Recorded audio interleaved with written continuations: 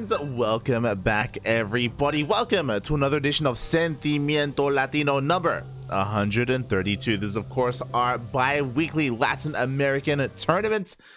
And we are back. Hello, everyone. Welcome. It's always great to be back here with Sentimiento Latino, and we have a couple of interesting updates here for our first series. I know, we did have to delay our start a little bit, but we have our series, we have our players, and we have something interesting here today.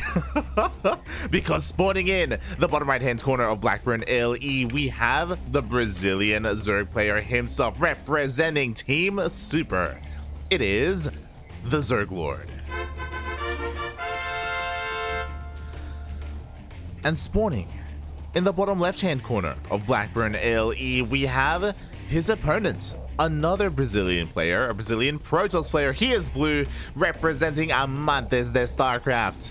It is Impact, aka MasTeR. It looks as if there is a name change going on here, and it's something that we all have to get used to. Yeah, these goddamn kids and their name changes. There was a time where, of course, we had Soul, he switched over to Spirits. We had oh my god, that's the immediate one. Vanya switching to Radita. So yeah, it does seem as if one of our players does want to name change. We'll see if the name sticks. I believe this is the first week and the first tournament that they are being known as Impact. And we'll see how it goes here, because he's up against one of the most... Oh my god! He's up against one of the more aggressive Zerg players in our region. We do see a pool gas opener here from the ZergLord, going for the goal base as well. So he's looking to cheese things up. Meanwhile, across map, Impact... he hasn't scouted yet. There we go. His probe is going to the main base. He confirms the hatchery is not there. He's going to confirm the gas as well as the spawning pool timing. He knows it's a pool first, but of course he has to bear in mind, and he has to bear in mind that the goal base is always a potential here. And he is not checking. He is still here chilling outside the base. Oh boy. Only 2 Lings are coming out. This is pretty important. Again, even though it was a pool first, there's not going to be a big commitment to Lings. Not yet. Again, we have to wait until the goal base comes into play. And we have a Roach Warren being thrown down. Oh my god. The ZergLord, what do you have in store for us? Oh, I feel spoiled here in our first series of the night. Let's go. Okay. So what's interesting is that he's still researching Ling speed. So he is still going to be able to flood Lings behind this. We're going to make a certain amount of roaches and then flood Lings. Meanwhile, quickly checking the vision of Impact. He did not see the Roach Warren as it was being thrown down. So he still only has a piece of the puzzle. He still hasn't seen the goal base either. I'm sure we're going to see a transfer over there soon, TM. But for the time being, that is not going to be the case. The Lings are intercepted. The Adept is going to be dealing a little bit of damage and slipping into the main base to confirm the scout and see the Roach Warren. We see a full surround and the Adept is going to get taken out, but he did see the Roach Warren. Now Impact can prepare back at home. We already have a shield battery. We have a second pylon. A second shield battery is being thrown down as well. He needs everything he can to defend. The sentry is going to do okay with force fields, I guess. It's going to reduce surface area, especially when it comes to Lings. As again, Lings are flooding across the map. What's interesting is, again, the goal base isn't even being used. Like, what was the plan there?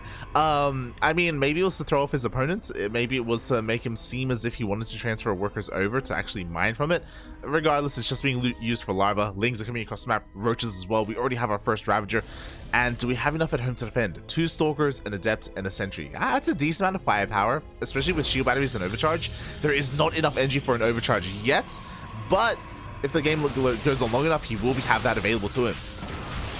Oh, nice target fire already on one of these Ravagers. So far, the Adept is holding on strong. With the Biles, the first Adept will go down. There is still a pretty solid wall here. We do have a force field as well, but without the force field, oh, the Lings flood in. Yo, not just the Lings, everything floods in as well. The shield batteries are out of energy. We need an overcharge soon, Bumpin'. We need it as soon as possible. We do have a 3rd shield battery finishing up. There is the overcharge, but this Stalker is out of range. And yo, the ZergLord is going for it. He loses both Ravagers in the process. Barely morphs in the 3rd one. Is it going to be enough though? Workers are transferred over towards the natural base. Lings are getting into the mineral line. They're going to be able to eviscerate this mineral line here.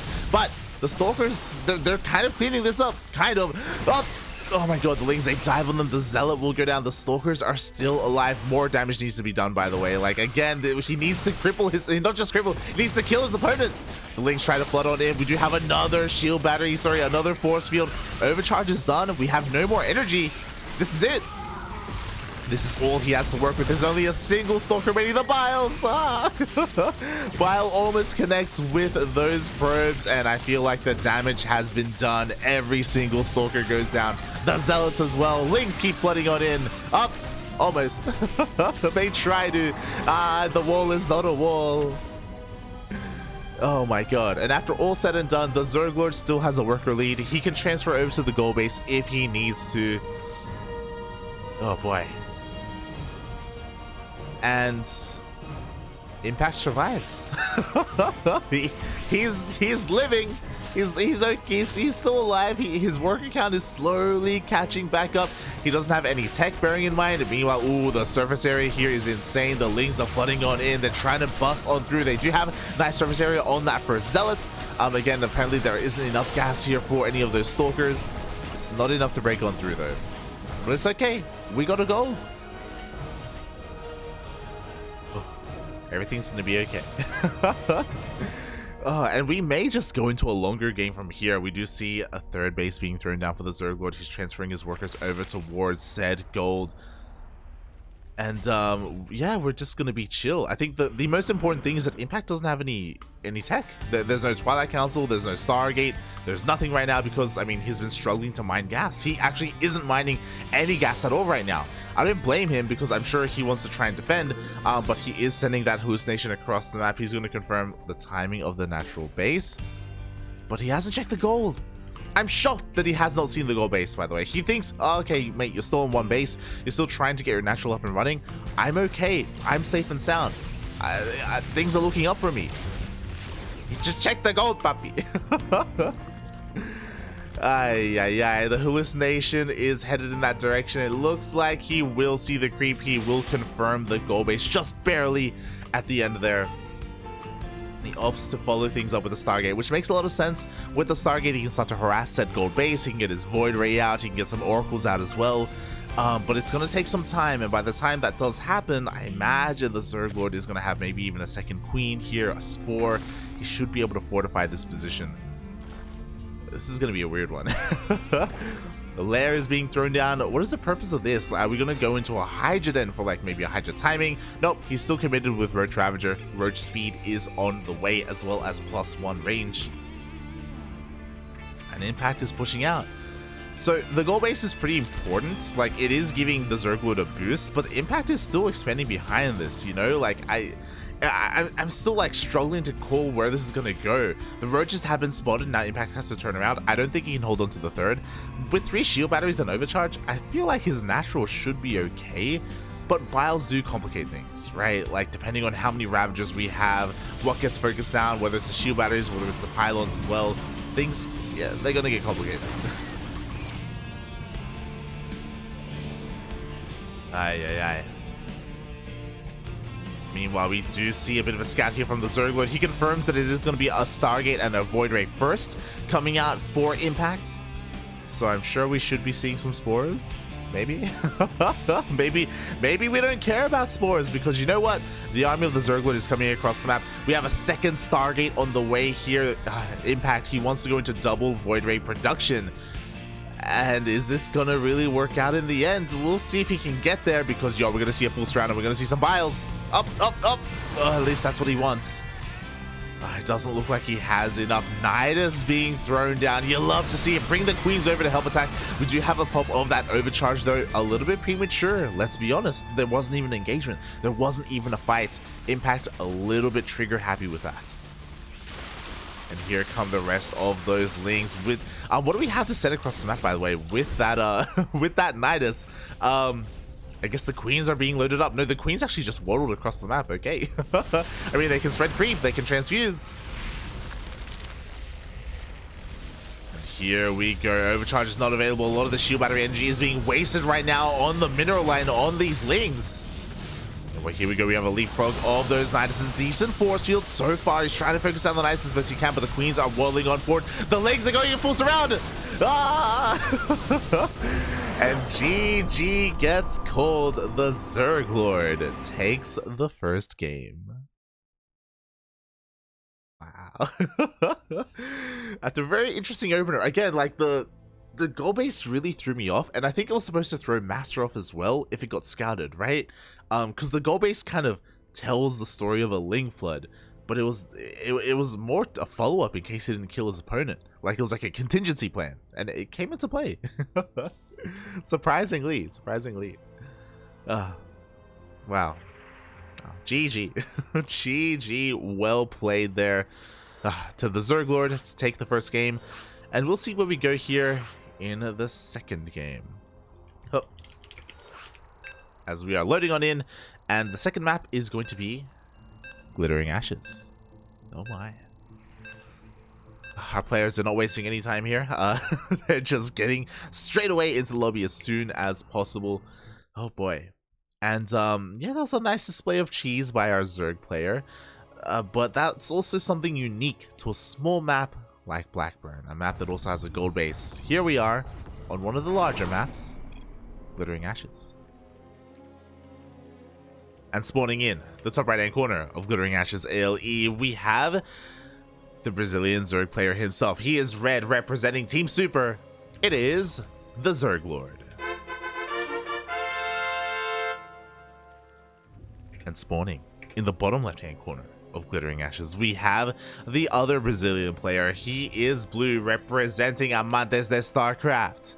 It is Impact.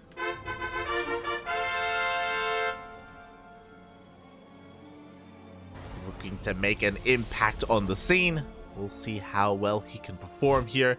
Pretty standard opener so far, and we've spoken about this before. I do feel like MasTeR wants to get into a longer game. He wants to get into at least the mid game. We've seen him kind of adopt the style of hero recently, which is mass Blink Stalkers.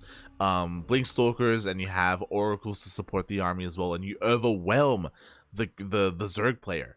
But I do feel like that style has a little bit better success on some of these more medium to small maps, not so much the larger ones. We'll see if he can pull it off here. We'll see if that's even what he wants to go for. Bearing in mind that last game he tried to get into Double Stargate Void Ray, an older style.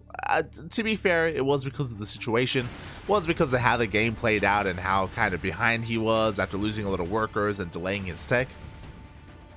So, you know, it was unique in that sense, but yeah, we'll see if he brings it back on a larger map. Meanwhile, the ZergLord opening up with a more standard hatch gas pool. We saw how aggressive he was in the first game. Now gonna chill out and calm down again. I bring this up all the time, but when it comes to the Latin American Zerg players, the ZergLord is the more aggressive one of the lot of them. Maybe other than Eggs. The thing with Eggs though is that he's unpredictable, because sometimes he can cheese and then sometimes he can just play macro. He's got the best of both worlds. But yeah, the ZergLord definitely playing to his strengths in the first game. Here though, his macro is going to be put to the test, I assume. I will see. We shall see. Also, as he was forced to take the unnatural natural. I also want to remind everyone, if you weren't here last week for Copa Hyperion, the ZergLord announced his retirement about a month ago. After the DreamHack Latin American qualifiers, he announced that he was going to be stepping away from StarCraft, and he was done, you know, after a bit of a close but also disappointing run for him. He wanted to at least qualify for the closed qualifiers, and he should have, but he was denied that by Tavo twice in total. So the ZergLord was a little bit upset and sad about that, rightfully so. You know, the DreamHack is the most important tournament for StarCraft players, period. So he took that really hard. But last week he returned. I was speaking to him a little bit, and he said that that he took a little bit to like think about it and reflect on what had happened. So he took a moment to calm down and breathe, and he decided he still wants to keep on going. He wants to go for another shot. He knows that he can improve. He knows that he can still be one of the best players in Latin America, and he's back. It's great to see him back, and we can see that already. You know, he's having some success here against another one of the top Protoss players in the region, and he keep going though. Last week in Copa Hyperion, he made it all the way to the semis, where he got taken out by Jim Rising. Jim Rising's Protoss. Uh, so ZvP is definitely something that the ZergLord has to work on, has to kind of refine. And against someone whose main race is Protoss, it could be a little bit difficult. We'll see. As he goes for a bit of an Overlord Scout, we'll end up confirming the Stargate positioning here, as well as the Stargate opener in general, and we are going with an Oracle. Not just one, not just two, but three. This is a triple Oracle opener. With this, you go across the map with your first two. Your third one can meet up, or it can defend your base from a Ling run by. Again, this is very hero-esque. Behind this Twilight Council, we should also be seeing a Forge. Both Oracles get across the map, but there are three Queens at the natural base. The Oracles don't deal any damage whatsoever. Here at the third, we have a Spore. In the main, we also have a Spore on the way as well, so the ZergLord is pretty well defended.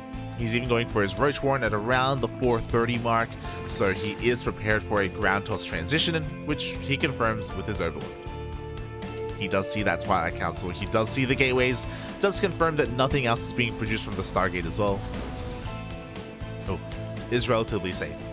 Meanwhile, both Oracles dip on in. 3 drones go down at that third base. We have that third Oracle trying to get into the main, and with the stasis trap up. No! Oh. The stasis trap goes off, and almost the entire mineral line gets trapped here at the natural base. Very nice damage done by impact. Unfortunately, the ZergLord was looking over at his third. He was not paying attention. He was a little bit distracted. So a great start so far. What's important is that the Oracles are still alive. They can still deal more damage, like so. Another drone, another 2 drones, 3 drones go down. Ooh. At the cost of an Oracle, though. Oh my god, no, the palming!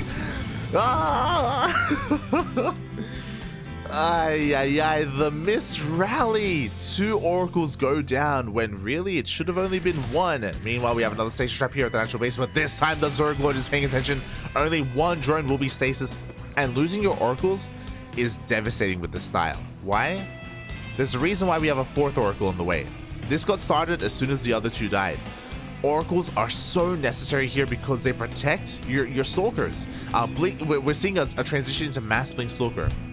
The Forge is missing, by the way. We should be seeing +1 with this. And Stalkers are vulnerable to Lings. Usually, ideally, you have Oracles to rain down Hellfire from the sky and protect your Stalkers. Not just with the Pulsar Beams, but also with Stasis Wards. That's why we see even a 5th Oracle on the way. Again, this wouldn't have been necessary if he had kept his Oracles alive. So they are being rebuilt again as a more supportive unit for the main army. Blink is about to finish up. We have our Gateway Explosion as well to go into all those Blink Stalkers. We see a large amount of them already here on the right hand side.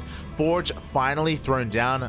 I'll be honest, this Forge is late. He's going to be behind in upgrades.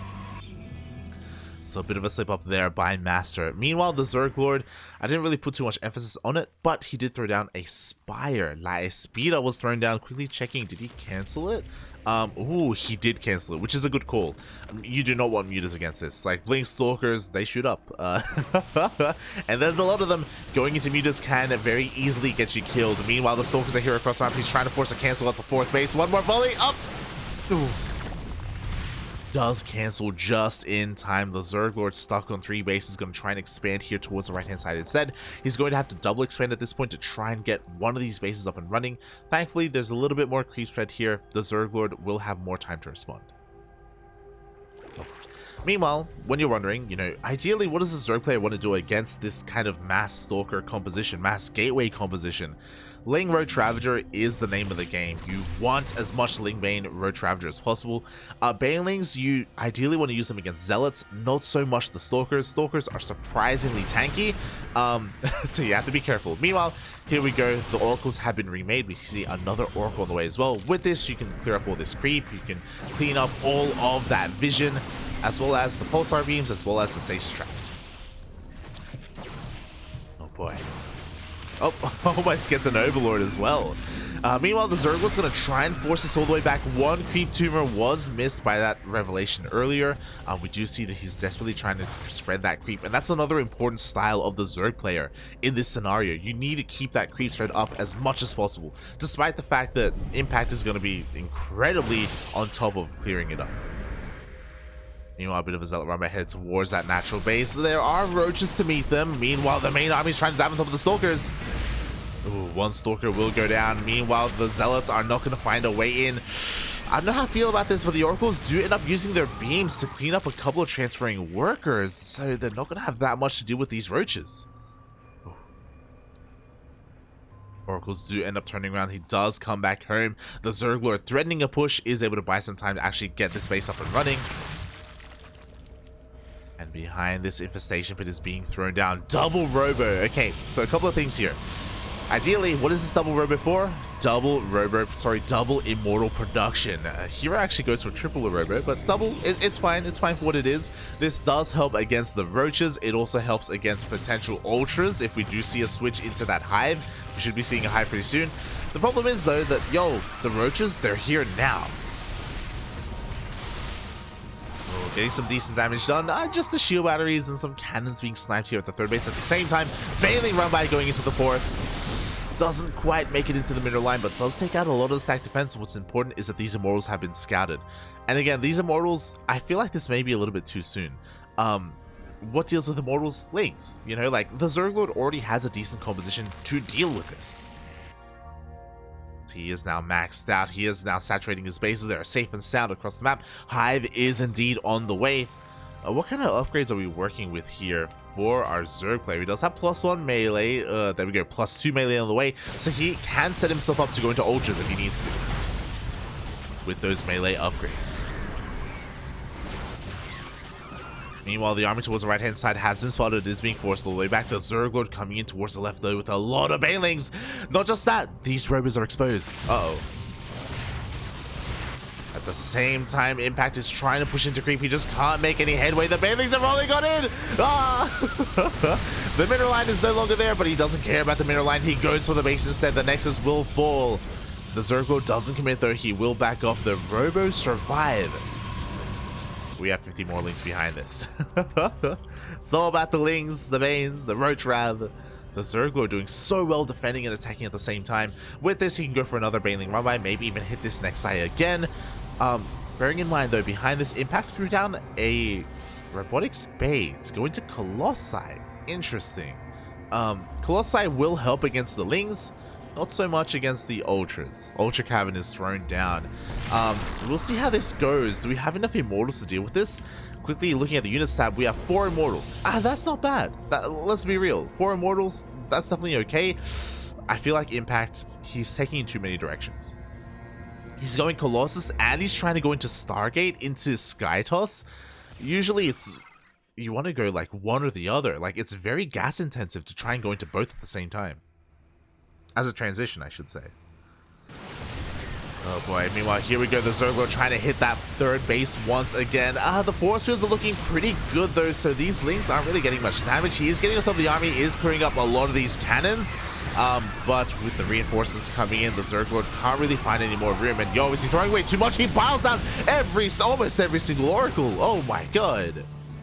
Was that worth it? I don't know, man, because he's triggering a counterattack right now. We have 5 Ultras on the way, though. I see what he was doing. The ZergLord, did he ever extend? Yes, but he wanted to because he wanted to get rid of roaches. He was maxed out, max supply with Roach Ravager. He needed to clean things up. He needed room for the Ultras. Here we go, the 5 Ultras are on the way. Double Spire behind this so we can transition into Corruptors, into Broodlords, which we will need once the carriers start coming out. We do have that Fleet Beacon bearing in mind.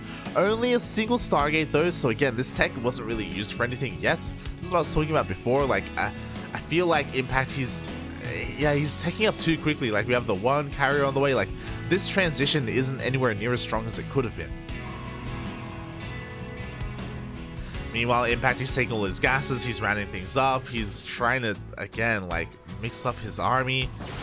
We'll see how this goes as we have another massive Bane run by the... Oh, there's nothing here! Oh god, he's gonna get the next side again!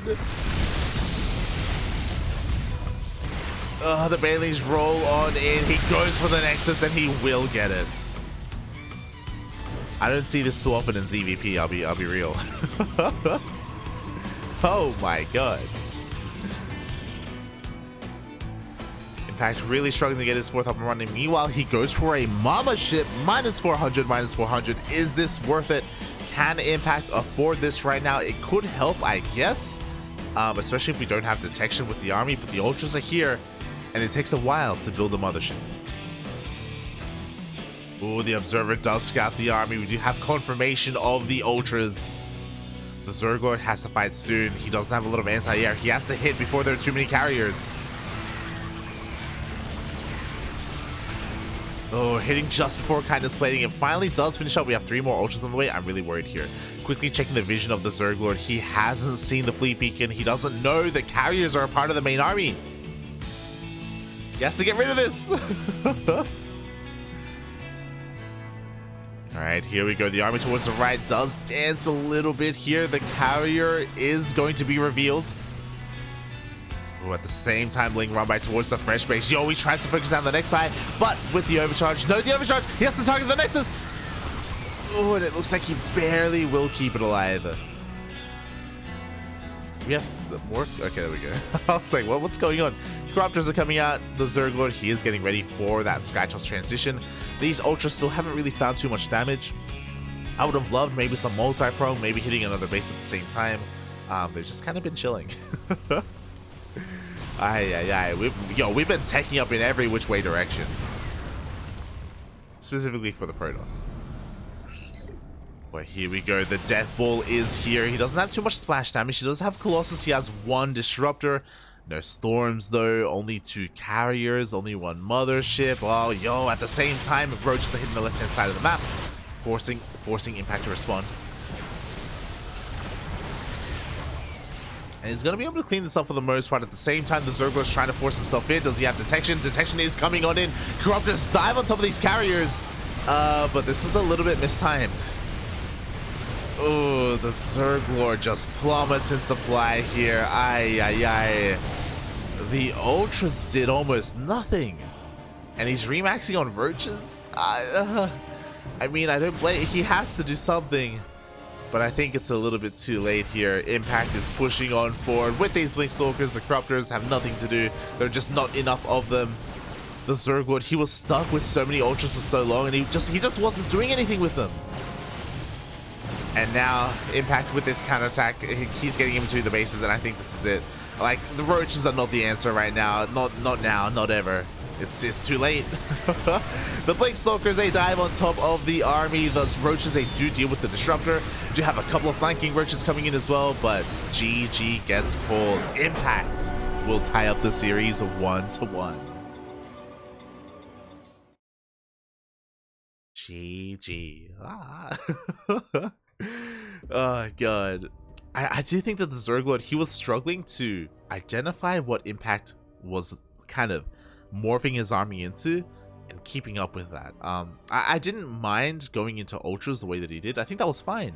But I do feel like you want to make use of them beforehand, right? Like, I don't know. I'm torn. I'm a little bit torn. Part of me wishes that he was maybe a little more aggressive with his Ultras when it comes to harassing the fringe bases. But at the same time, I also understand that Ultras are at their strongest on creep, you know, engaging with an army if it comes into you. Of course, we saw the ZergLord push off of creep and try to hit that fresh base. Maybe the game would have been a little bit different if he was a little bit more receptive and a little bit more defensive instead with his Ultras. It was a rough position to be in, I imagine, because I know that he was feeling pressured because he saw a mothership and because he saw carriers. He's like, I need to fight soon. I need to get rid of these Roaches. I need to get rid of these Ultras to refine my army, get into Corruptors, get into Broodlords, right? Get into Vipers as well. Like, that's what you want against Skytoss. And he saw that Skytoss was coming, so like, I understand that he had a lot of like pressure behind him to trade, but that wasn't just a trade. Like, he lost his army. Like, it was everything. It was it was a little bit hard to watch.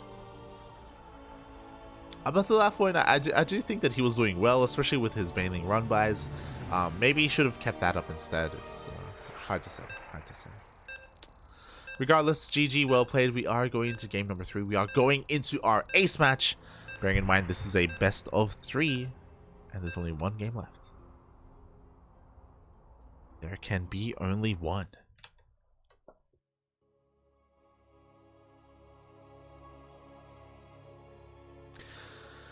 Oh boy, meanwhile, it looks like we've been getting some other updates on the bracket, but we can have a look at that later, after the ace match. And spawning in the top right hand corner of Hardwire LE, we have the Brazilian Zerg player himself representing Team Super.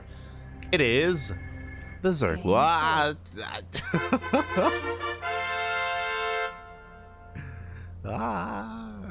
Not quite. It's kind of TheZergLord. We'll get there, but it does seem as if we have a bit of a pause. Hopefully everything is okay. Everything is good. Ooh, we are having some latency issues. Oh boy, oh boy. I want to remind, oh no! It looks as if Impact is having some latency issues and he's actually lagging out right now. Oh boy. Hopefully everything's okay.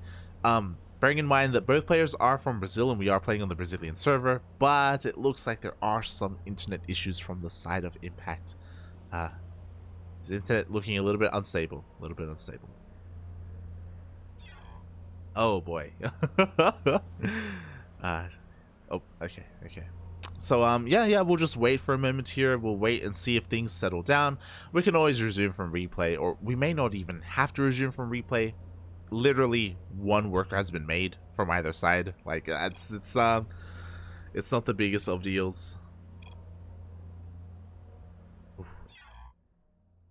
And yes, we are going to be remaking the lobby. Oh boy. So yeah. I do apologize for that. Hopefully everything's okay, and hopefully his Impact's internet doesn't affect him too much this game. You know, it's the ace match. It's also the first round. Like we don't want things to go too badly here, and hopefully this isn't indicative of the rest of the night. Like, if Impact does win this series, hopefully his internet's able to sustain itself over the course of the tournament and future rounds. Because I'll be honest, looking at the bracket, winner of this series should have a pretty good road to the semis. Never mind. Should have a good road to the semis, but it looks like there was a replacement. Oh my god. Exclamation mark B in the chat if you guys want to have a look at the bracket yourselves. We have confirmation. Pocket Mike didn't check in, but Nico, a player called Nico, didn't show up, so Pocket Mike replaced him, and Pocket Mike is waiting in the next round. Ay. Not like this. Oh boy, yo, this side of the bracket is stacked. it's too much. We have MasTeR versus the ZergLord into Pocket Mike. That's insane. Ay. Alright, we'll see how we go here. He's even in the chat. Meanwhile, spawning in the bottom left hand corner, we are back here. Hopefully all the latency issues have been resolved. We have our Brazilian Protoss player himself. He is red, representing Amantes de StarCraft. It is Impact.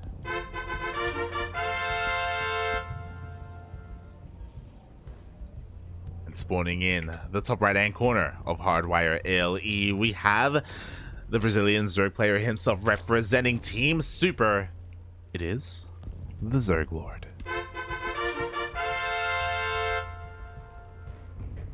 I'm just catching up in the chat. I do see Shakti changing to Nano, changing to Shakti. True. Ay. Cyril changing his name to Live VIP. Ay. Thank you, Sounder. Thank you. But yeah, I appreciate everyone in the chat tuning in. I see Pocket Mike in the chat as well. Shelby, is that you? I mean, Shelby does have some he has been known for having some internet issues and pausing the game. Oh god, Pocket Mike just sussing out his opponents as he's waiting in the next round for the winner of the series. boy, and we'll see how we go here. So far, standard openers from our Zerg player does go for a hatch gas pool, was forced to take the unnatural natural.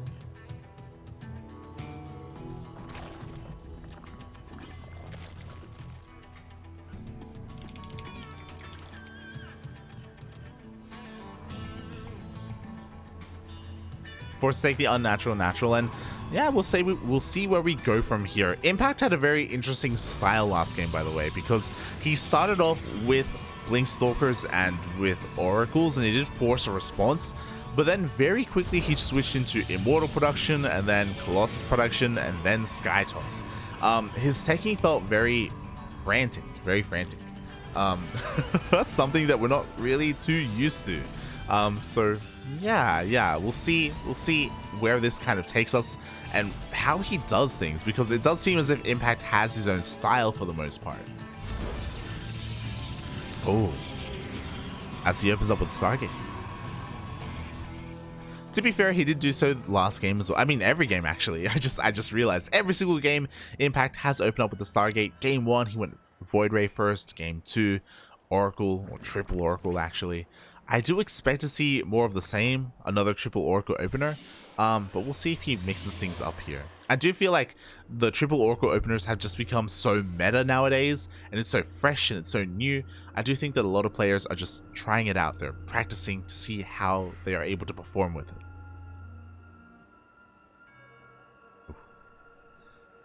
We'll see if that's going to be the case. As there we go, our first Oracle is already on the way. Cancel?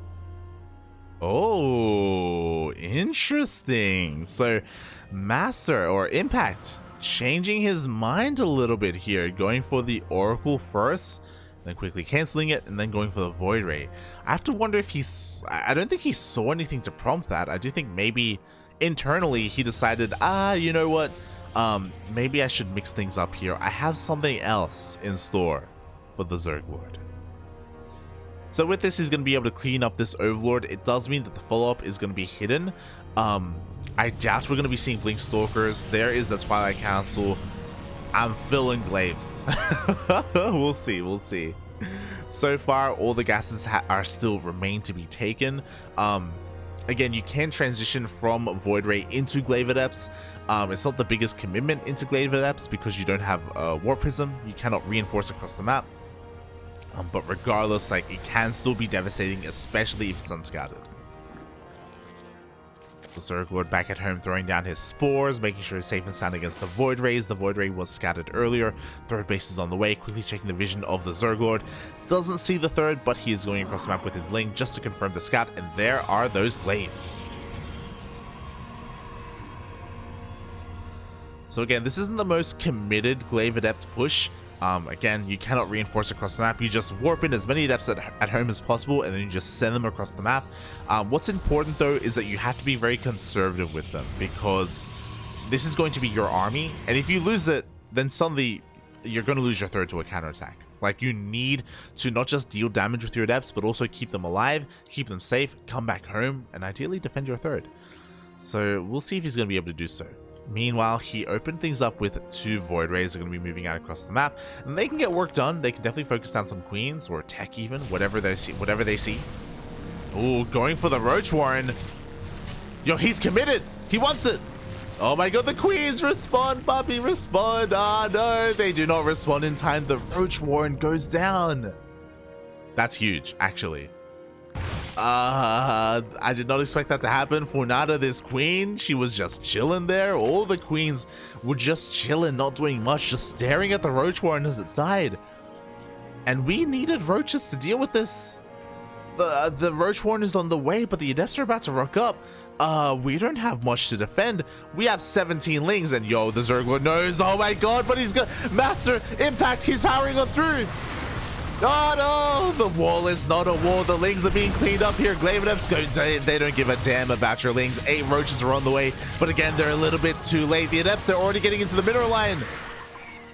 And they commit to the shade going into that third base. The queen falls as well. Give us another shade, Pappy. Give us another shade. There it is. At the same time, Void Ray goes into the main base. Ooh, picking up a couple of Overlords, picking up a couple of queens, whatever they can. There's just not enough anti-air here. And at the same time, the Adepts shade into the natural.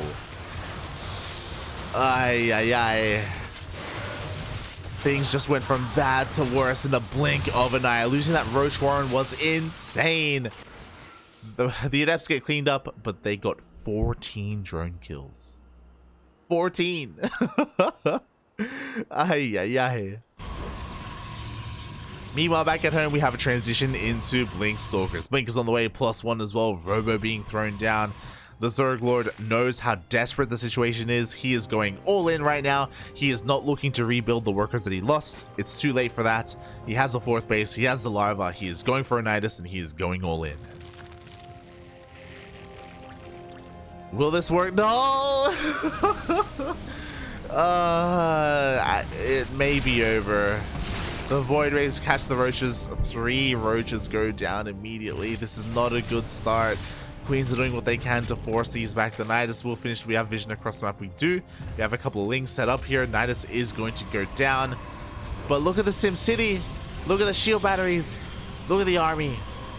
Will this work? Maybe, maybe. I mean, the Void Rays, again, they're picking up some Ravagers here as well. Oh, God, it's so painful to see. But these Void Rays have done so much for Impact already. Queens are here across the map, though, and the ZergLord does have a massive supply lead. And that supply lead is only getting bigger. Look at the Immortal! Ooh. Tempting, papi, tempting. He has to be careful. There are a lot of sentries. There are a lot of force fields. A couple more Ravagers are being morphed in as well. Nidus does get focused down. The Lings do try to dive on top of that Immortal, but the shield batteries are keeping the army at bay. But there are no more shield batteries left. There's a little bit of energy remaining. The piles do connect with those sentries, but that Immortal stands strong. Oh god, the ZergLord trying to dive in even further. He wants that Immortal so badly. Biles are going to force a blink. They do force the army back. The Immortal stays exposed, and the Immortal does get focused down just barely. And with the death of the Immortal, the ZergLord, he has a little bit of momentum going his way. The shield batteries are running out of energy. We have a second Immortal coming out soon. The Robo is here on the front line. Oh god, with the Warp and Assault, it looks like Impact is buying a little bit of time. Yo, he's focusing down the Ravagers. Where are the Lings? Where are the reinforcements? We need more, Papi. We need more. They're being rallied across the map instead of coming out of the Nidus, and it looks like Impact has held on. He's pushing this all the way back. With the power of 2 Immortals, Impact is perfectly fine. Ooh. Oh my god, and as all this was happening, the Void Rays were catching reinforcements. GG gets called. And Impact takes the series 2-1. GG. I wanted to believe. I wanted to believe in the power of that all-in. And maybe it could have worked if it was executed a little bit differently. I do think that those Void Rays just got so much value just chipping away at everything that was coming across the map. I feel like reinforcements should have been coming out of the Nidus instead. They should have been rallied into the Nidus at home to come out across the map. Oh, would that have been enough? Maybe. Even then, I don't know if there were enough reinforcements. I don't know if there would have been enough to break on through and kill Impact before both those Immortals came out. So close. So close. So close, but so far. GG, congratulations to Impact. He will move on here in the bracket, and he already has an opponent ready and waiting. It is time for us to switch our scenes over. There it is. The bracket is on full display.